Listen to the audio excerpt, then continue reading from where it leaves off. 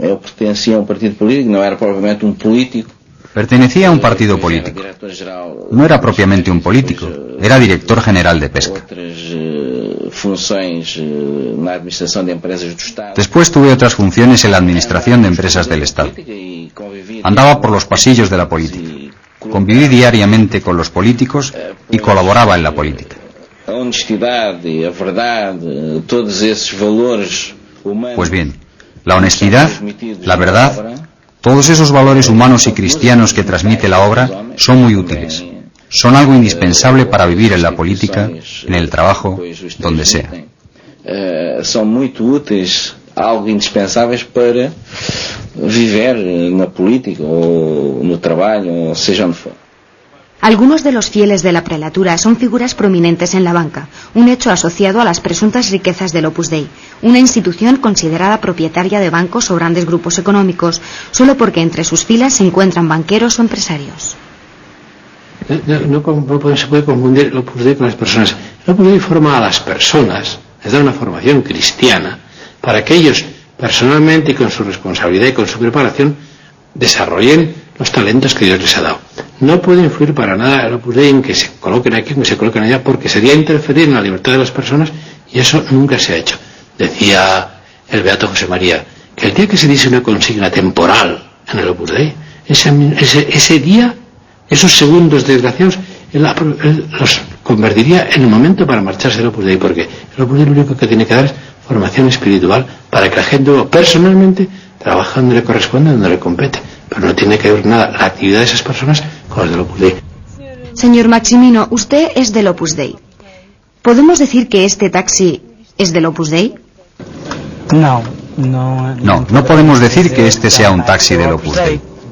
Ya antes de ser del Opus Dei tenía el taxi y sigo teniendo el taxi. No tiene nada que ver, absolutamente nada con el Opus Dei. Doña Olivia, las personas que saben que usted es del Opus Dei dicen entonces que este salón es del Opus Dei, que este es el salón de juegos del Opus Dei. No, el salón se ha conocido siempre como el Blue Dragon. El Opus Dei se presenta como una institución inserida en la Iglesia.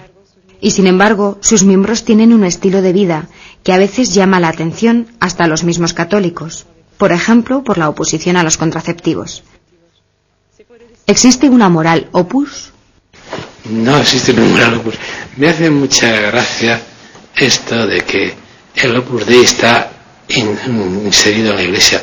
Si no estuviésemos en la Iglesia, no podríamos existir. Desde los comienzos, el beato José María ha afirmado que si no fuese para servir a la Iglesia, al Opus Dei, no debía existir. Y no podemos tener una moral propia porque la moral nuestra es la moral de la Iglesia.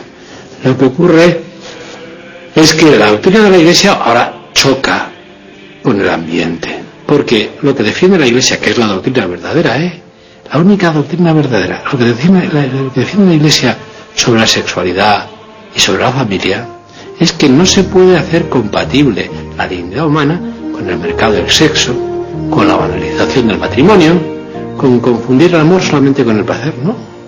La doctrina es completamente positiva, afirmando y reafirmando la dignidad de las personas con un matrimonio único e indisoluble y con unos hijos que tienen que venir de acuerdo con lo que Dios dispone y no con programas humanos llevados solamente por el erotismo o por el egoísmo. Y puedo asegurar además que muchísima gente joven, lo que precisamente les atrae al cristianismo, también católicos, es precisamente esa exigencia en el campo moral, no transigiendo con eso que desvirtúa la verdadera unión matrimonial y el verdadero amor.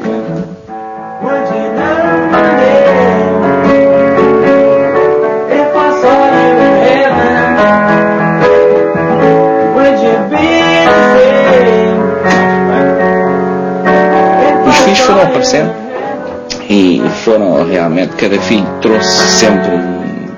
Los hijos fueron viniendo y cada uno trajo siempre una gracia. No tuve ningún hijo que no trajese un bien material. Fue un regalo de Dios. Pero aunque no trajese, tendríamos que superar las situaciones. Son notorias las buenas relaciones entre el Opus Dei y Juan Pablo II.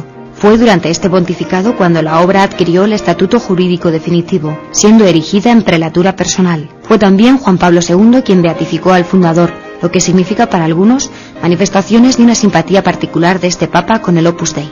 El Papa ha dado esos pasos de la prelatura y ha beatificado al Beato José María porque lo ha visto en conciencia que debía hacerlo, no porque tenga ninguna simpatía, porque sería cargar una responsabilidad que no es lógico en una persona que se ha jugado la vida hasta físicamente para demostrar la rectitud de intención con que procede siempre el vicario de Cristo.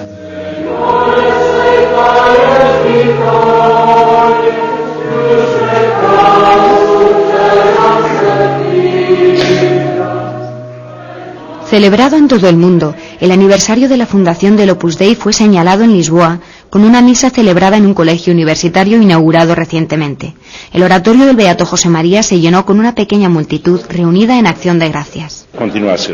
Hoy sigue siendo una gran realidad en la vida de la Iglesia. El Opus Dei forma laicos, forma cristianos, que es una presencia en el mundo, una presencia específica, una forma de ser concreta. Monseñor Escrivá tuvo realmente una gran fuerza y coraje, la fuerza del Espíritu Santo, para lanzar en su tiempo ese grito de que todos los cristianos bautizados están invitados a una radicalidad que se llama santidad, y que para eso basta con vivir cristianamente su vida de cada día.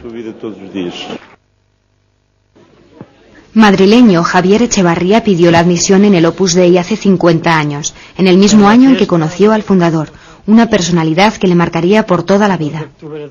Le conocí en 1948 de una manera informal, en una tertulia en la que hablaba con la naturalidad de quien ama a Dios por la alegría de ser cristianos, de haber nacido cristianos o de haber alcanzado con la gracia de Dios la posibilidad de ser cristianos por una conversión o por un acercamiento a la fe. Doctor en Derecho Civil y Canónico, el que dirige hoy la obra pasó 25 años junto al fundador, 22 de los cuales como su secretario. El Beato José María le llamó por su nombre cuando se sintió mal, momentos antes de morir. El último encuentro fue el 26 de junio. Le acompañé a un centro internacional de mujeres y a la vuelta pues tuve que interrumpir el tiempo que estaba con ellas. Estaba muy a gusto porque era un gran servidor de todo el mundo y era un gran servidor y era un gran admirador de las mujeres, porque si las mujeres saben ser un fermento y una levadura en toda la sociedad. Una mujer sana, cristiana, coherente, informa a la sociedad. Por eso se apoyaba mucho y aprendía mucho de las mujeres. Tenía el gran orgullo de su madre Santa María, tenía el gran orgullo de su madre, tenía el gran orgullo de sus hijas, de las mujeres del Opus Dei, que sabía que cuando querían son mucho más fuertes que los hombres, acompañando a Cristo en la cruz, en esa cruz que hay que llevar todos los días. Pues ese día interrumpió aquella reunión porque se sintió mal. Y las últimas palabras que oí fue que me llamaba Javi. Para mí ese grito, recuerdo que él, Beato José María, cuando aludía a la fundación del Opus Dei, decía que le sonaban en los oídos las campanas de la iglesia de Nuestra Señora de los Ángeles cuando el Señor puso en su alma el fermento del Opus Dei. Pues yo quiero que esa voz de cuando me amo sea un grito que me diga: estate atento, hay que cuidar las cosas de Dios, hay que olvidarse de ti mismo, como le vi que lo hizo él hasta el último momento de su vida.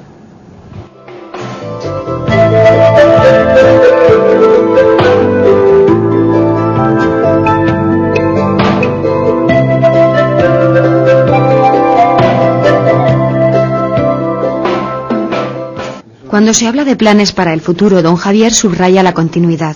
Se está siempre en los mismos tiempos, con el mismo espíritu y con la misma fidelidad personificada en el primer sucesor. Yo quiero seguir, como es lógico, muy unido a todo lo que empezó el Beato José María y que continuó con tanta fidelidad el Monseñor Álvaro del Portillo, el primer obispo prelado del Opus Dei, que llevó con una continuidad extraordinaria la marcha de la obra.